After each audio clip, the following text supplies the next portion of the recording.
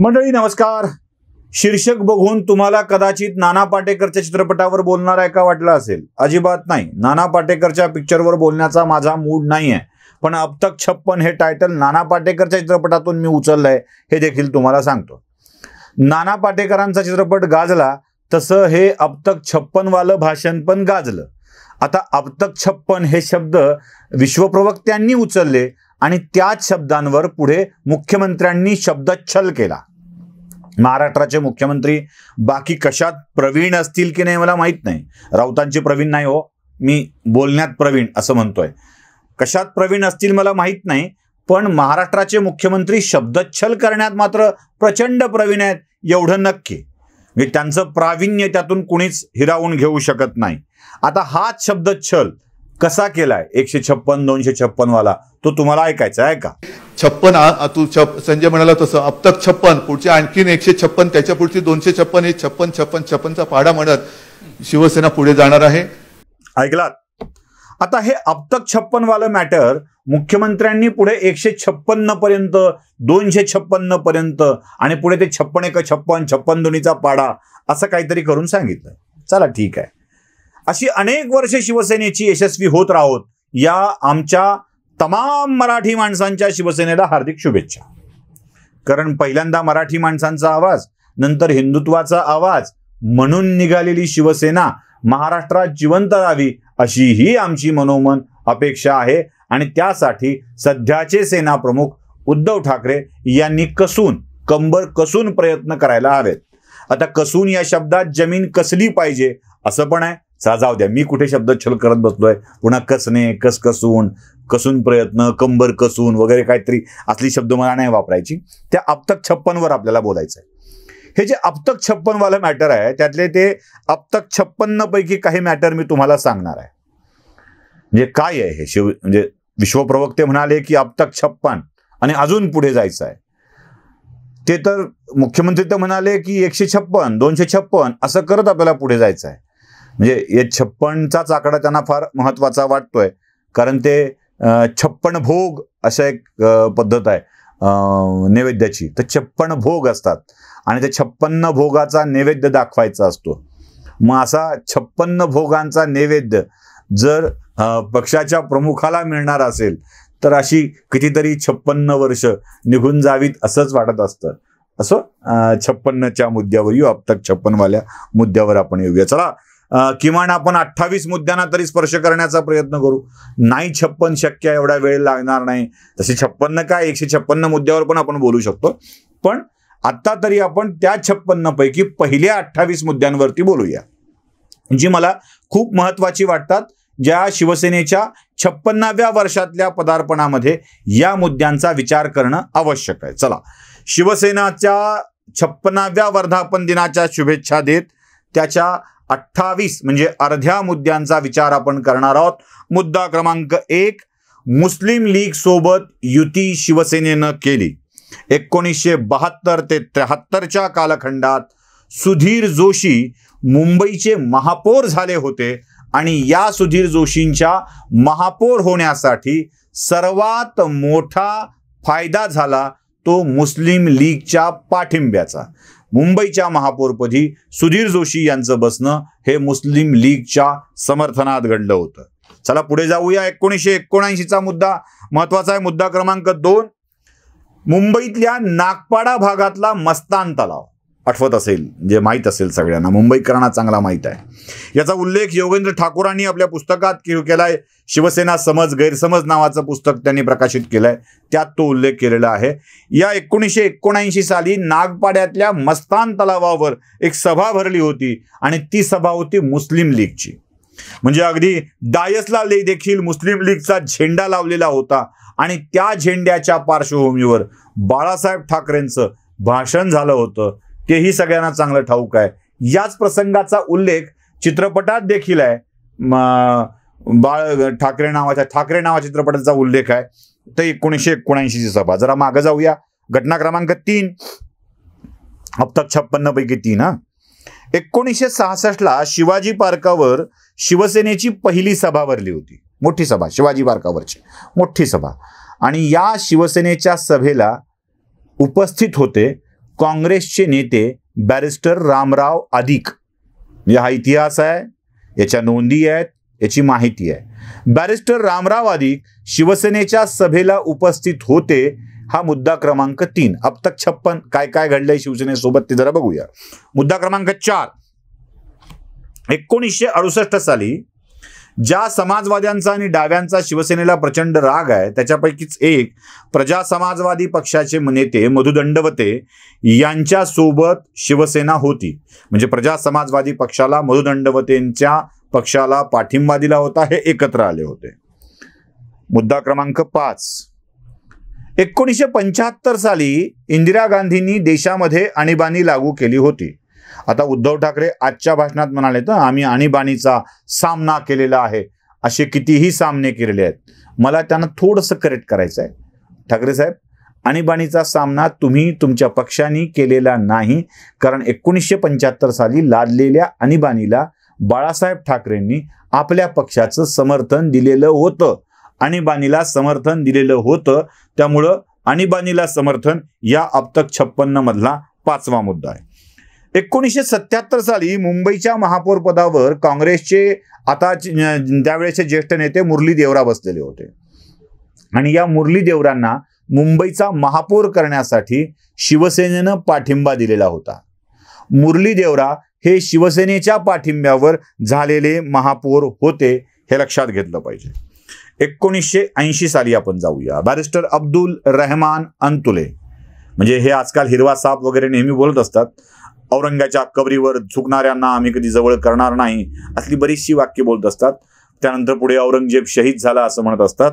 1980 साली बॅरिस्टर अब्दुल रहमान अंतुले यांना बाळासाहेबांनी पाठिंबा घोषित केलेला होता आणि श्रीवर्धनमध्ये झालेल्या सभेत, जाहीर सभेत बाळासाहेब ठाकरे अब्दुल रहमान अंतुले यांचा प्रचार करण्यासाठी गेलेले होते.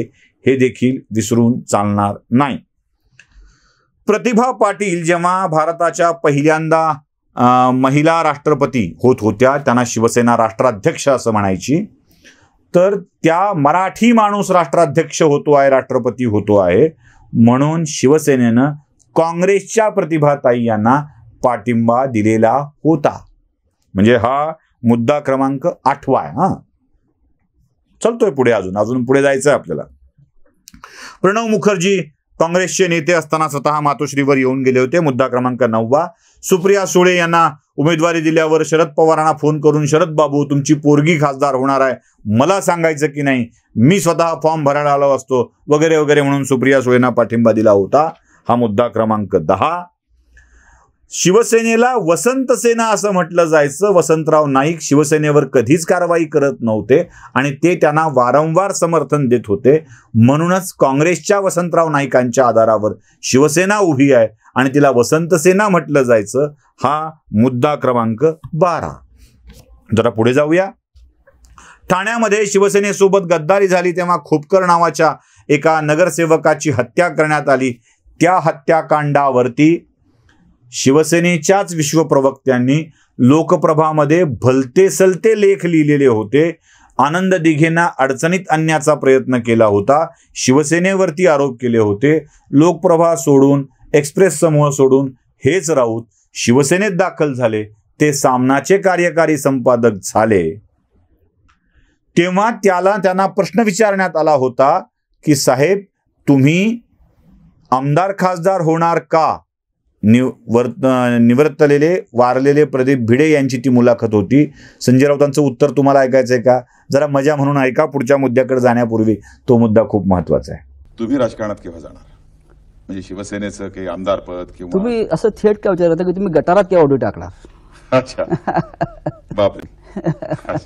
ऐकलं? आता या घाण समजणारे राऊत, म्हणजे तुम्ही नालीत का उतरत नाही असं ज्यांनी उत्तर दिलं होतं, ते राऊत पुढे राज्यसभेचे 4 वेळेला खासदार होऊन पुन्हा गटारगंगेत स्नान करण्यासाठी गेलेले आहेत. पुन्हा गटारगंगेत स्नान करण्यासाठी गेलेले आहेत. त्या खोपकरांची हत्या आणि राऊतांचे या गटारगंगेत उतरणं हा 12वा 13वा मुद्दा गृहीत धरा. कम्युनिस्ट आमदारांची हत्या झाल्यानंतर शिवसेनेचे वामनराव महाडिक त्या मतदारसंघातून मुंबईतून आमदार म्हणून निवडून आले आणि ते शिवसेनेचे पहिले आमदार होते. ही घटना देखील आपल्याला विसरून चालणार नाही. हा 13वा मुद्दा आहे. हनुमान चालिसाला विरोध करणे हा 14वा मुद्दा आहे. तर संभाजीनगर नामांतर करण्याची गरज काय असा प्रश्न विचारणाऱ्या उद्धव ठाकरेंनी, मी म्हणतोय ना संभाजीनगर, मी म्हटलंय संभाजीनगर, आता आजपासून हे संभाजीनगर ओळखलं जाईल. म्हणजे हे काय आहे? ते बिचारे संजय पवार पडले, त्यावर ते चर्चा झाली की संजय पवारांना खासदार होण्याची काय गरज. मी म्हणतोय ना तुम्ही खासदार म्हणून, मग आजपासून तुम्ही खासदार. तशा शरद पवारांनी राष्ट्रपती पदाची निवडणूक लढवली, तेव्हाही असे मेम्स तयार झाले. पवार साहेबांना राष्ट्रपती म्हणून निवडून येण्याची काय गरज. उद्धव ठाकरे म्हणतायत ना ते राष्ट्रपती म्हणून, मग आजपासून ते राष्ट्रपती. असं ते असे मेम्स तयार झाले होते. पण संभाजीनगरांच्या मुद्द्यावर नामांतर न करता ती करण्याची गरज काय असं विचारणं हा अब तक 56 मधला 15वा मुद्दा आहे. 16वा मुद्दा यशवंत जाधव. मातोश्रीला किती कोटी? 50 लाख घड्याळ. 1.5 कोटी मातोश्रीला, 2 कोटी मातोश्रीला, 50 लाखाचे घड्याळ का 50 लाख घड्याळाला माहीत नाही, पण तो हिशोब कळला होता. वारंवार स्थायी समितीच्या सभापती राहणाऱ्या यशवंत जाधवांनी केलेला मुद्दा, त्यांनी केलेला अपहार, त्यांची सुरू असलेली इन्कम टॅक्सची चौकशी, हा सगळा 16वा मुद्दा. 17वा मुद्दा आहे श्रीधर पाटणकरांचा, जे दस्तूरखुद्द साले साहेब आहेत आदरणीय उद्धव ठाकरे साहेबांचे, रश्मी वहिनींचे ते बंधू आहेत. त्यांची प्रॉपर्टी ईडीनं जप्त केली आहे. अनेक मुद्द्यांवरती त्यांची चौकशी चालू आहे. बघूया काय होतंय ते. तोही एक 17वा मुद्दा आहे. 18वा मुद्दा आहे भावना गवळींचा, अब तक 56 मधला. भावना गवळींचा किती कोटी रुपये रोखीत त्यांनी आपल्या कार्यालयात ठेवले होते. 7 कोटी कोणी कार्यालयात रोखीत ठेवतं आणि ती रोखीची रक्कम कार्यालयातल्याच एका व्यक्तींनी चोरीला गेल्याची तक्रार भावना गवळींनी दिली. ठेवली असतील मोठी माणसं मोठमोठ्या रकमा आपल्या कार्यालयात ठेवत असतात आणि ती रक्कम चोरीला गेल्याची फिर्याद दिली होती. भावना गवळींची देखील ईडीची चौकशी सुरू आहे. हा मुद्दा क्रमांक 18. मुद्दा क्रमांक 19, प्रताप सरनाईकांची ईडीची चौकशी चालू आहे. त्यांचा विहंग सगळा ग्रुप सध्या ईडीच्या रडारवरती आहे आणि त्या चौकशीतून काय बाहेर येईल हे लवकरच आपल्याला कळणार आहे. तो एक शिवसेनेचा 19वा मुद्दा आहे. संजय राऊत यांची ईडीची चौकशी सुरू आहे. संजय राऊतांच्या पत्नीची ईडीची चौकशी सुरू आहे. नको त्या लोकांच्याकडून पैसे घेणं, नको त्या ठिकाणी गुंतवणूक करणं हे राऊतांच्यासाठी अंगलट आलेलं आहे. इथे ज्यात आपण पहिल्यांदा प्रवीण राऊतांचा जो उल्लेख केला होता ना, त्या प्रवीण राऊतांशी संबंध इथे आहे आणि त्याच संबंधातून राऊत चांगलेच अडचणीत आलेले आहेत. हा शिवसेनेचा 20वा मुद्दा आहे. 21व्या मुद्द्याकडे तुम्हाला मी घेऊन जातोय. ती शिवसेनेची ठाकरी भाषा असते म्हणे, पण राऊतांची भाषा कशी आहे हे तुम्हा सगळ्यांना चांगलं ठाऊक आहे. हरामखोर, नॉटी, GANDU, पुन्हा सोमय्यांबाबत उच्चारलेले शब्द, ही सगळ्या भाषा आपण बघतो. हीच शिवसेनेची अब तक 56 पैकीची 21वी उपलब्धी आहे. 22वी उपलब्धी आहे स्वप्ना पाटकर, एक स्त्री जी पूर्णतः विसंबून राहते. तिचा पती तिच्याकडे तुमच्याकडे कामाला आहे. त्या पतीच्या सोबत ती सुद्धा तुमच्या सोबत कामाला येते. पण पुढे असं घडतं की तिचं आणि पतीचंच बिनसतं. बिनसण्याची कारणं देखील स्वप्ना पाटकर भविष्यात कधी स्पष्ट करतील. त्या स्वप्ना पाटकरांच्या नावावर प्रॉपर्टी घेतली जाते. ती परत द्यावी यासाठी अत्यंत गलिच्छ भाषेत संवाद साधला जातो. एवढंच नाही तर स्वप्ना पाटकरांचा पाठलाग केला जातो.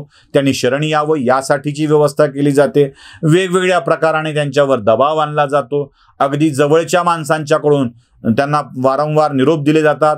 त्यांच्या नावाने गलिच्छ चिठ्ठ्या लिहून मंदिरावर लावल्या जातात. त्यांच्या जीवाला धोका निर्माण होतो. अब तक 56 पैकी स्वप्ना पाटकर ही 22वी शिवसेनेची उपलब्धी म्हणायचं का, हाही प्रश्न आहे. संजय राठोड क्लीन चिट दिली आहे म्हणतात. दिली असेल क्लीन चिट, तो अपघात होता, आकस्मिक मृत्यू होता असं म्हणतात. याला कोण खून म्हणताय? तो आकस्मिक मृत्यूच होता. अपघाताने झालेला मृत्यू होता. पण त्या अपघातानंतर आलेले सत्य आणि त्यानंतर बाहेर पडलेल्या क्लिप याचा संबंध लावणं आवश्यक होतं. चला, जब थानेदार ही निकले गलत तो क्या बोल सकते हैं. जेव्हा एखादा फौजदारच चोर असेल तेव्हा त्याला काय सांगता येतं. जेव्हा भक्षक बनत असेल तेव्हा काय बोलायचं. या इतर व्यवस्थेवर विश्वास ठेवणं अवघड आहे. त्यामुळं ते 23वं प्रकरण संजय राठोडांचं आहे, त्याचाही विचार झाला पाहिजे. 24वा मुद्दा आहे आढळराव पाटलांनी, शिवाजीराव आढळराव पाटलांनी शिवसेनेविषयी केलेलं भाष्य. ही उपलब्धीच आहे शिवसेनेची. शिवसेनेला राष्ट्रवादी कसं संपवतंय हे सांगितलं होतं. तानाजी सावंतांनी युवा सेनेच्या प्रमुखासमोर सोलापूरला केलेलं भाषण हे तर आमच्यासाठी शिवसेनेच्या विचारांचं अमृतप्राशनच होतं. तानाजी सावंतांचं भाषण, तानाजी सावंतांची नाराजी, शिवाजीराव आढळरावांची नाराजी, अनंत गीते यांची नाराजी. आता जे अनंत गीतेनी तर राष्ट्रवादी काँग्रेस पक्ष पाठीत खंजीर खुपसूनच निर्माण झालाय असं सांगून का आपण राष्ट्रवादीच्या सोबत आहोत असा प्रश्न विचारला होता. ही 25वी उपलब्धी आहे. 26वी उपलब्धी चंद्रकांत खैरे आहेत. माझ्यापेक्षा कदाचित त्या चतुर्वेदी मॅडमच्या निष्ठा आदित्य साहेबांना आवडल्या असतील असंही खैरे जाहीरपणे म्हणाले होते. ती त्यांची वेगळी उपलब्धी आहे. एकनाथ शिंदे यांची नाराजी आत्ता माध्यमातून समोर येते आहे, ती त्यांची वेगळी उपलब्धी आहे. अजमेरच्या दर्ग्यावर चादर चढवायला जाणं ही शिवसेनेची वेगळी उपलब्धी आहे. अजानची स्पर्धा घेणं ही शिवसेनेची वेगळी उपलब्धी आहे.